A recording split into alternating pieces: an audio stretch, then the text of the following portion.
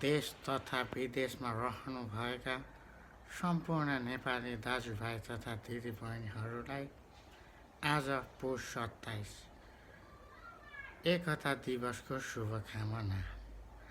आज पुस 27 श्री 5 बडा महाराजधिराज पृथ्वी नारायण शाह मौसुफको जन्म जयन्तीको अवसर पारेर उहाँलाई हार्दिक श्रद्धासुमन व्यक्त गरिबक्सन चाहन्छौँ र मौसुफले सारा नेपाली जनतालाई र नेपाललाई एकताको डोरीभित्र बाँधेर अँगालेर राखिबक्सिएको थियो। तर अहिले अवस्था फेरिसकिएको छ। सम्पूर्ण नेपाली नागरिकहरूले एकताको पदलाई त्यागेर जे कुरामा पनि विमति ल्याइराख्नु भएको छ।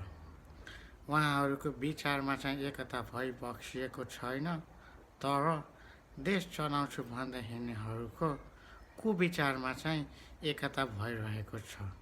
उनीहरूको कुविचार के छ भन्दाखेरि देश बनाउने नाममा आफू मात्र बनिराख्ने चाहिँ कुविचार भए जस्तो देखिरहेको छ।